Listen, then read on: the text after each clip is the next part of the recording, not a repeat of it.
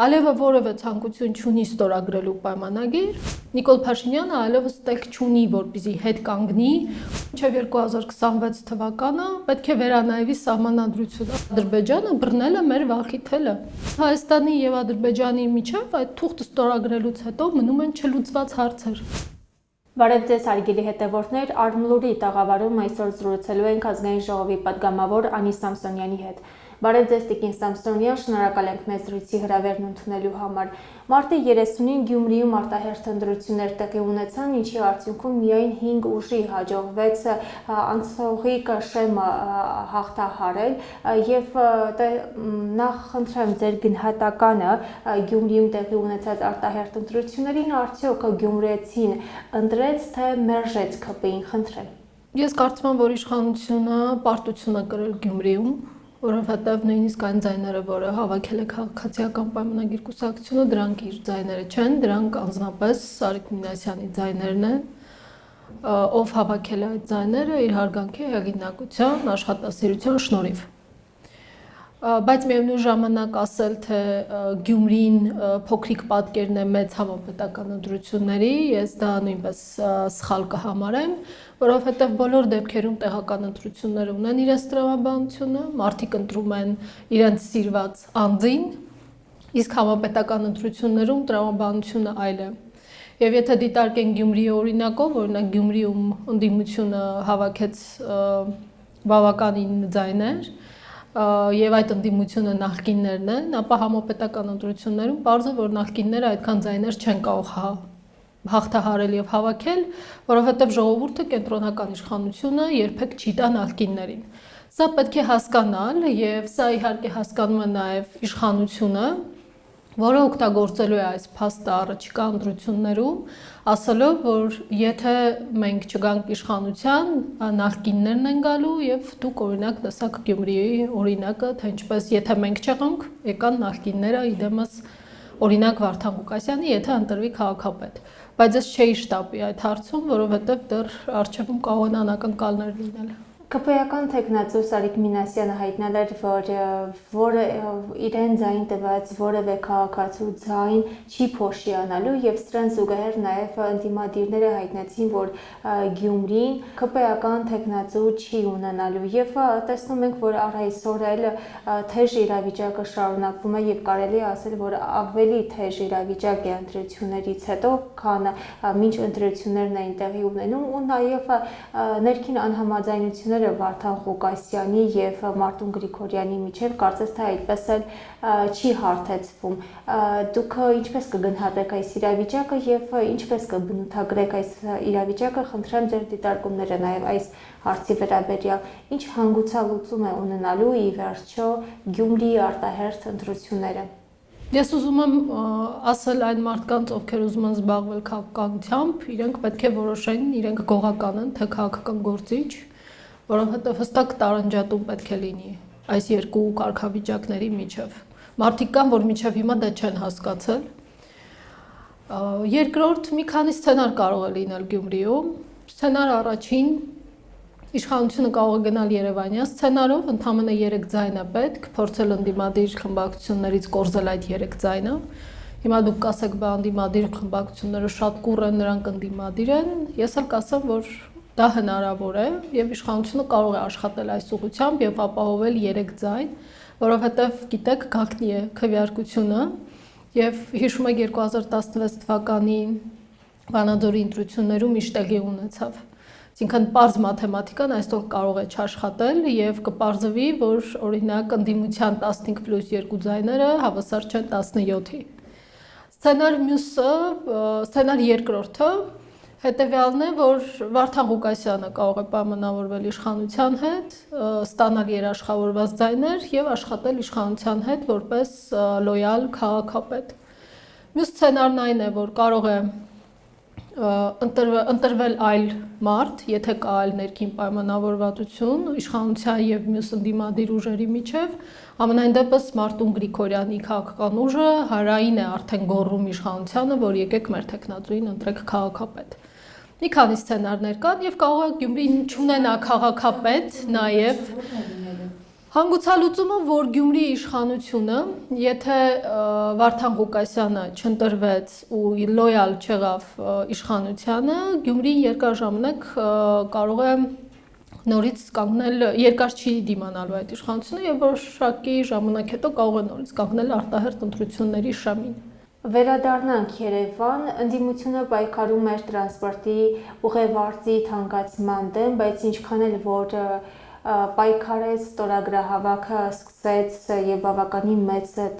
թվով ստորագրություններ հավաքեցին, այնուամենայնիվ տրանսպորտի ուղևորձը թանկացավ 100-ից դարձավ 150 եւ առ այսօր էլ քաղաքացիները շարունակում են 150 դրամ վճարել 100 դրամի փոխարեն։ Այստեղ միանշանակ կարող ենք ասել, որ ընդդիմությունը պարտվել է եւ նաեւ սրան զուգահեռ տեսնում ենք, որ մշակվում է մի նախագիծ, ըստ որի այն քաղաքացիները, որոնք հրաժարվում են վճարել 150 դրամ, կտուգանվեն 15000 դրամով։ Ինչ սխալ գործեց այստեղ ընդդիմությունը, որ ձախողվեց էլի իր բողոքի ակցիաները։ Ընդդիմությունը պարտվեց, որովհետև մեծ հաշվով ընդդիմությունը խաղաց իշխանության խաղը, ինչպես եւ Գյումրիում, հա։ Գիտեք, ընդդիմությունը միշտ պայմանավորվում է իշխանության հետ եւ դա բխում է ընդդիմության շահերից եւ իշխանության շահերից, որովհետեւ այդպես ընդդիմությունը պահում է իր փողերը, իշխանությունն էլ պահում է իր իշխանությունը, դա փոխշահավետ կոնսենսուս է։ Երևանում նույնպես ընդդիմությունը մտավ այդ խաղի մեջ, սկզբում քաղաքապետարանը այնպիսի մարտավարություն ընտրեց, որ սկզբում բարձր շեմ սահմանեցին, դժգոհությունը շատ մեծ եղավ, ընդդիմությունը մտավ այդ դժգոհության վրա խաղաց քաղաքացիների, հետո որ քաղաքապետարանը իջեցրեց, դարձրեց 150 դրամ, ընդդիմությունը կորավ փողոցներից։ Այսինքն ընդդիմությունը այդ պահին կատարեց իր առաքելությունը,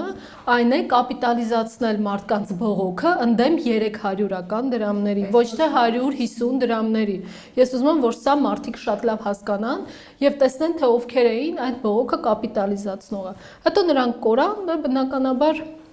մարդիկ անցան իրենց առօրյա աշխատանքի եւ միշտ չէ որ այդ բողոքը հնարավոր է շարունակել եւ սպոնտան շարունակել, այսինքն չկա կազմակերպվածություն եւ չկա մոտիվացիա, դրա համար մարդիկ որոշեցին համակերպվել սրան։ 150 դրամների հանրային տրանսպորտի թանկացումը դա անխուսափելի էր, բայց անխուսափելի էր որ պարագայում, երբ մենք ունենայինք բարեփոխված տրանսպորտ հանրային։ Երբ մարդիկ չէին կանգնի երկար չէին սպասի կանգառներում, երբ մարդիկ ստիպված չէին կանգնի տրանսպորտի մեջ, երբ չէին լինի միկրոավտոբուսներ, տրանսպորտը կաշխատեր հստակ գրաֆիկով եւ տրանսպորտի համար առանձնացված կլինեին հատուկ գծեր, իրենց կանգառներով, որոնք կրճատեին տրանսպորտի խցանումներում լինելու ժամանակը եւ իհարկե կարագացնեին երթևեկության ժամանակը։ Այս բոլոր համալիր բարեփոխումները 2018 թվականին ծրագիրը կոնկրետ պատրեցին, թափեցին, ասելով որ սա անիրականանալի է, նորից բերեցին միկրոավտոբուսներ եւ նորից քաղաքը ծարաբեռնեցին միկրոավտոբուսներով, հետո եկավ Տիգրան Ավինյանը ու չկարողացան համակարգը բարեփոխել։ Եվ այս իմաստով բնականաբար արդարացված չէ, բայց եթե համակարգը լիներ բարեփոխված, ժողովուրդը դա հաստատ կընկալեր եւ կգնահատեր։ Տեսեք, երբ մենք բարեփոխում ենք անում եւ գիտենք, որ դա սուր սոցիալական հակազդեցություն է ունենալու, դիմադրություն է ունենալու, մենք պետք է հասկանանք մի բան։ Մեր բարեփոխումը պետք է լինի վերջնական, իդեալական, 100%-ով չէ, թող լինի 95%-ով, բայց մենք պետք է վստահ լինենք, որ դա իդեալական, վերջնական բարեփոխում է, որպեսզի այդ սոցիալական դիմադրությունը մարդկանց երկար չտևի եւ մարդիկ հասկանան ու գնահատեն, որ իսկապես դա բարեփոխում էր։ Բայց երբ որ մենք բարեփոխումները անում ենք կիսատ պռատ, այդ բարեփոխումներն անողները մտածում են, անեն թե չանեն, չգիտեն իրենք ինչ են անում, չեն տիրապետում իրենց գործին, այդ դեպքում մենք ստանում ենք այն, ինչ որ ստացանք։ Խնդրեմ անդրադառնանք նաև խաղաղության պայմանագրին, վերջին երկու չհամաձայնեցված կետերը, ինչպես արդեն նշվել էր, համաձայնեցվել են եւ մնում է միայն տեղն ու վայրը, որոշեն թե որտեղ են կնքելու։ Խաղաղության պայմանագրի նախաշեմին, այստեղ պետք է նշենք, որ Ադրբեջանը փոխարեն հետ վերցնի միջազգային հայցերը ուղղված Հայաստանին, այլ նոր հայցեր է ներկայացնում միջազգային կառույցներին, օրերս նշել է, որ որ պետք է դիմել է եւ պահանջել է, որպեսզի միջազգային կառույցները պատժեն Հայաստանին այն բանի համար, որ իբրև թե սխալ ականապատման տարածքների քարտեզ է տրամադրել Ադրբեջանին եւ փաստ է համարում այն, որ օկուպացված Արցախում իրենց սխալների հետևանքով ադրբեջանցի զինվորներ են զոհվում, կամականների վրա են պայթում։ Ձեր դիտարկումները այս հարցի վերաբերյալ սա ինչով կպայմանավորվեք եւ արդյոք Ադրբեջանը շահագրգռված է, որպեսզի խաղաղության պայմանագիր կնքի Հայաստանի հետ։ Մեր իշխանության դիվանագետ խելոքները նստել մտածել են, որ ինչ փռված է սեղանին Ադրբեջանի պահանջները, եկեք մենք ասենք, որ բոլոր զիջումները, բոլոր պահանջները կատարում ենք եւ Ալիևը կասի, օ, շնորհակալ եմ ձեզ, ապրեք դուք, եկեք այդ թուղթը ստորագրենք։ Այդպես էլ եղել է, որ իշխանությունը հայտարարեց բոլոր կետերը համաձայնեցրել ենք ու պատրաստ ենք տեղը վայրը ասեք, եկեք ստորագրենք։ Բայց պարզվեց, որ մեր խելոքները ավելի հեռատես չեն եղել եւ չեն հասկացել, թե ինչ նպատակներ ունի Ալիևը։ Բանակցելով Ալիևի հետ, այդ մարդիկ չեն հասկանում, թե ինչ նպատակ ունի Ալիևը։ Ընդ որում, շատ խելոք պետք չի լինել այս հարցում, որովհետեւ Ադրբեջանի ցանկությունները այնքան ակնհայտ են, դրանց մասին այնքան բարձր են խոսում, թե պետական, թե հասարակական մակարդակով։ Չէ, իրենք որոշել են, որ կարող են Ալիևին դեմ տալ պատին, հա, ու ասել վերջ, մենք ընդունեցինք քո պահանջները, դե արի ստորագրի, բայց այդպես չի լինում։ Ալիևը որևէ ցանկություն չունի ստորագրելու պայմանագիր, որովհետև Ալիևը ունի դեռ զիջումների ցուցակ։ Երկիր, որը անընդհատ զիջում է եւ պատրաստ է զիջել պատերազմի սպառնալիքի տակ, իսկ մենք այնպես ենք դիրքավորվել, որ այդ սպառնալիքը, հասկանում եք, Նիկոլ Փաշինյանի քաղաքականությունն այնպիսին է, որ նա այդ սպառնալիքը արդեն կապիտալիզացրել է երկրում, ասելով, որ այսա չանենք, մեզ պատերազմ է սպասվում, այսա չանենք կհարձակվենք։ Նիկոլ Փաշինյանը այլևս տեղ չունի, որպեսզի հետ կանգնի ու ասի, որ չէ, մենք պաշտպանվում ենք եւ այլևս զիջում չի լինելու եւ այդ սպառնալիքները այլևս չեն կարող հասցնել մի կետի, որտեղ Ադրբեջանը կպահանջի, որ Հայաստան պետությունը գոյություն չի ունենա։ Բոլոր կարմիր գծերը խախտված են այս իմաստով եւ այս իշխանությունը խաղաղության պայմանագիր չի կարող ստորագրել։ Ընդ որում, ել չասեմ տեքստի մասին, որը հրապարակված չէ եւ մարդիկ չգիտեն դա ինչ տեքստ է եւ ինչի տակ է պատրաստվում ստորագրել իշխանությունը։ Իսկ դա լավ տեքստ չէ եւ լավ էլ բանակցված տեքստ չէ, ինչպես պնդում են քպեականները, հակառակ դեպքում իրենք դա կհրապարակեին։ Դա շատ հեռուն գնացող, բացասական իմաստով հեռուն գնացող եւ վատ հետևանքներ ունեցող տեքստ է Հայաստանի համար։ Խաղաղության պայմանագիրը անշուշտ նաև փորձ է արվում խաղաղության պայմանագրով վերանայել Հայաստանի սահմանադրությունը, արդյոք Հայաստանի Հանրապետությունը կփոխի իր սահմանադրությունը, ինչպես նշել էր Նիկոլ Փաշինյանը, որ 2027 թվականին այո պատրաստ է վերանայելու մայր օրենքը սահմանադրությունը։ Արդեն իշխանությունը ասել է, որ միջև եւ արդարադատության նախարարի խոսքերով, հա, իշխանությունը հաստատել է, որ մինչև 2026 թվականը պետք է վերանայվի սահմանադրությունը։ Ընդ որում, այսպիսի մի արտահայտություն է եղել, որ սահմանադրությունը պետք է համապատասխանի տարածաշրջանի տրամաբանությանը, թե իրողություններին, չեմ հիշում բառը, ինչ բառ է օգտագործվել, բայց սա ուղղակի խայտառակություն է, որովհետև պարզվում է, որ մենք պետք է մեր սահմանադրությունը համապատասխանեցնենք պայմանագրին եւ ոչ թե հակառակը, որտեվ քաղաքակիրթ աշխարհում եւ իրավական մեխանիզմներով միշտ հակառակ process-ն է լինում։ Սա հիմք է դնում մեր պետականության, երկրի սահմանադրականության հիմքերի խարխլման եւ սա շատ վտանգավոր է։ Ընդ որում այս պահանջները չեն ավարտվելու, հա, վաղը պահանջելու են, արդեն իսկ պահանջում են, որ արևմտյան այսպես կոչված Ադրբեջան վերադառնան իրենց փախստականները։ Վաղը պահանջելու են, որ մեր բանակը լինի, օրինակ ինչ-որ թիվ հնչեցնեն ու ասեն այսքան պետք է լինի։ Վաղը պահանջելու են կամ պարտադրելու են կամ իրենք են որոշելու, թե մենք ինչ քանակով, ինչ սպառազինություն եւ ումից պետք է գնենք։ Հասկանում եք, սրանք անverջ պահանջներ են եւ Ադրբեջանը բռնել է մեր վախի թելը։ Երբ որ մենք ասում էինք, պետք չի վախի քաղաքականությունը բարձրացնել պետական քաղաքականության մակարդակի, հա, այսինքն քո կարմիր առանցքային թելը դարձնել վախի գործոնը, մեզ ասում էին դուք պատերազմ եք հրահրում, բայց ժամանակը ցույց տվեց, որ մենք ճիշտ էինք, որտեղ առաջ մի անգամ զիջում ես, լավ, երկրորդ անգամ, երրորդ, չորրորդ, հինգերորդ, վերջ դու արդեն դառնում ես անընդհատ եւ մշտապես զիջող։ Եվ այս պարագայում էլ ոչ մեկ քեզ հետ հավասարի հետ պայմանագիր չի կնքելու։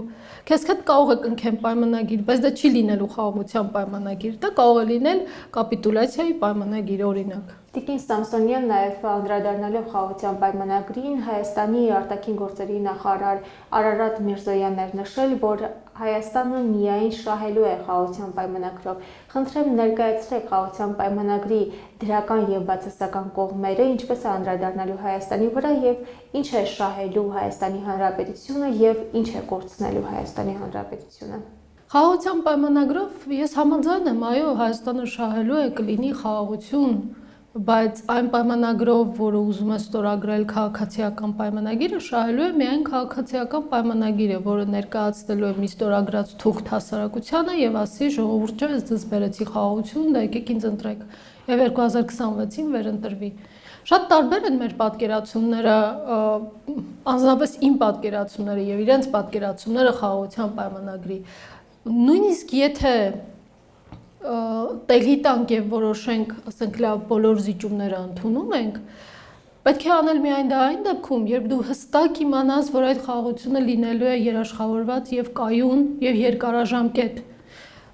Եվ երկու պայման կա դրա համար։ Առաջին պայմանը այն է, որ դա լինի միջնորդավորված խաղաղություն, ինչ որ մեկը պետք է կանգնի երաշխավոր դրա համար։ Հա, ուսուցիչը նույնիսկ իրան ամեն հարաբերություններում Իրանն է կոչ անում, որ ուզում է երաշխավորված։ Հասկանում եք, երկու գերտերություններ, որոնք կարող են հավասարը հավասարի պես իրար հետ խոսել, բայց միջնորդավորված հարաբերություններ են ուզում, որովհետև դա շատ կարևոր է, ինչ որ մեկը պետք է երաշխավորի այդ խաղաղությունը։ Եվ երկրորդը Հայաստանի եւ Ադրբեջանի միջև այդ թուղթը ստորագրելուց հետո մնում են չլուծված հարցեր։ Սահմանազատման հետ կապված եւ շատ այլ հարցեր, որոնք կարող են դառնալ կոնֆլիկտի պատճառ։ Ես կարծում եմ, իմ հատկապես, չգիտեմ, զգացողությունն է այդպիսին, որ հիմա Ադրբեջանը սպասում է տարածաշրջանի էսկալացիային։ Գիտեք, ԱՄՆ-Իրան հարաբերությունները լարված, ընդհանուր մերձավոր արևելքը եռում է եւ մենք չենք կարող բացառել ուղիղ կոնֆլիկտ Իրանի եւ Իսրայելի միջև եւ այլ դերակատարների միջև։ Եվ իմ զգացողությունն այն է, որ Ադրբեջանը վերջին մեկ ամիսը, որ մեզ անընդհատ ռմբահարում է, հա, այսպես կոչված սահմանային սադրանքներում մեղադրելով, դա արվում է նրա համար, որ նախապատրաստում է ինչ-որ բան եւ ճիշտ ժամանակին դա կարող է պատահել։ Այսինքն սпасել տարած, այո, այս պահին միջանցքի հարցում շահերը համընկնում են միայն Իրանի եւ Հայաստանի, չփոխելու հայ-իրանական սահմանը, իսկ մենք գիտենք, որ այդպիսի ճանապարհը կարող է հանգեցնել նաև դրան, այսինքն ռիսկերը բոլոր գնահատված են այդ առումով, եւ այդ հարցը լուծելու համար պետք է սպասել համապատասխան պահի, երբ Իրանը շատ զբաղված է, վիճակը դուրս է գալիս վերահսկողությունից եւ քեզ ձեռքերդ ազատ կարող են լինել դու քո հարցերը լուծելու։ Մենք այս սցենարին պատրաստ ենք թե չէ, ես չգիտեմ, բայց այն բացառել հնարավոր չի, համենայն դեպս այս պահին Ադրբեջանի կողմից ես խաղաղության ձգտման որևէ ելևեջ նոտա, նույնիսկ խոսք չէ, ելևեջ նոտա չեմ զգում։ Շնորհակալություն։ Ձեզ նույնպես։ Հարգելի հետևորդներ, հիշեցնենք, որ մենք զրուցում ենք ազգային ժողովի պատգամավոր Անի Սամսոնյանի հետ։